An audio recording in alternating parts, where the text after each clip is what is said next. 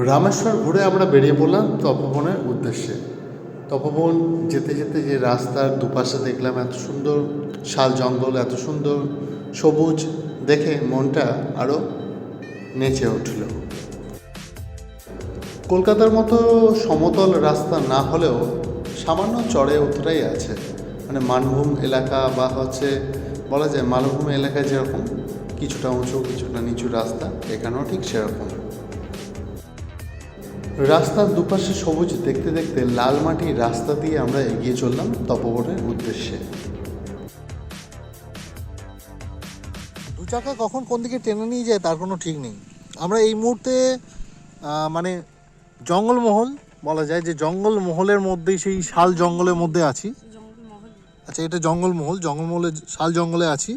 আর এই হচ্ছে তার সিনিক বিউটি, মানে দুদিকে হচ্ছে প্রকাণ্ড বড় বড় শাল গাছ, মাঝখান দিয়ে হচ্ছে সেই কালো পিচের রাস্তা, একদম সবুজ চিড়ে বেরিয়ে গেছে।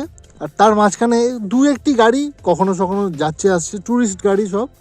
আর কিছু দূর আগেই আমরা দেখে এলাম যে ওখানে হচ্ছে হাতিতে মানে হাতির বিষটা রাস্তার মধ্যে, আর কাঁচা বিষটা, মানে দেখে বোঝা গেল যে হাতি আশেপাশে আসে। তো আমরা দাঁড়াবো না, একটা জায়গায় দাঁড়ালাম, কিন্তু এরপর আমরা লং রাস্তা ধরে বেরিয়ে যাব। বল, কেমন লাগছে? ভয় লাগছে না কি লাগছে? একটু ভয় লাগছে। কেন?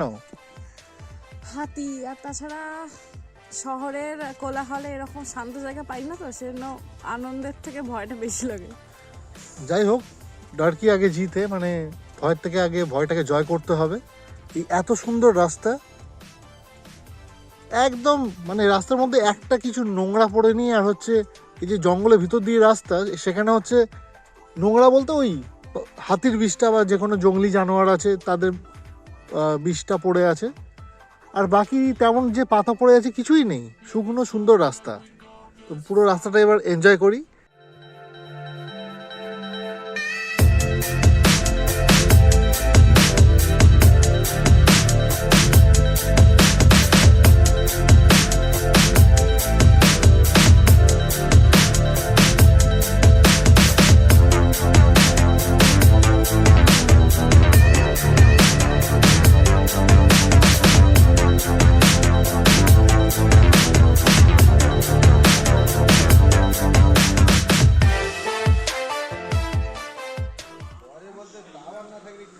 এই মুহূর্তে আমরা আছি ঝাড়গ্রামের তপোবনে। তো তপোবন আমরা যেটা জানি যে রাম সীতার যে বনবাসের সেই তপোবন কথিত আছে, ওনারা 12 বছর যে বনে কাটিয়েছিলেন। তো জায়গা ভেদে হচ্ছে অনেক অনেক জায়গা হয়, কিন্তু এই যে জায়গা, এখানে হচ্ছে যেমন লেখা আছে দেখলাম যে বাল্মীকি মুনির যজ্ঞস্থান, মানে বাল্মীকি মুনি হচ্ছে এখানে যজ্ঞ করতেন। এছাড়া সীতা মায়ের মন্দির, যেমন সীতা মায়ের মন্দির দেখলাম, এখানে সীতা মায়ের মন্দির বলেও লেখা আছে একটি জায়গায়। মা সীতা পুজো করতেন যেরকম কথিত আছে, এনারা যেরকম বলছেন আর কি, এই জায়গার ভিত্তিতে। এই যে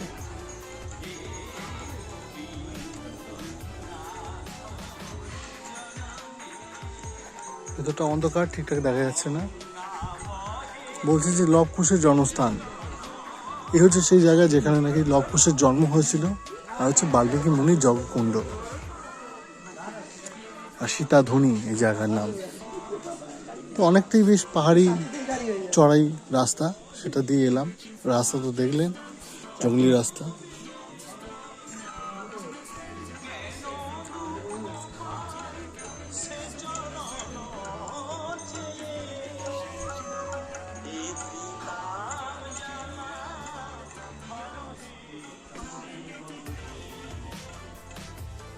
তো এত সুন্দর সিনিক বিউটি আমরা দেখতে দেখতে তপোবন ঘোরা হয়ে গেল আমাদের। এবার তপোবন থেকে আমরা বেরিয়ে যাব, মানে রিটার্ন করব, মানে রামেশ্বর হয়ে আবার রোহিণী না আন্ধারি, রামেশ্বর হয়ে আন্ধারি যাব। আর এই হচ্ছে আমাদের দু চাকার বন্ধু, এই আমাদেরকে নিয়ে এসছে। তো ঘোরাঘুরি চলছে, ঘোরাঘুরি চলবে।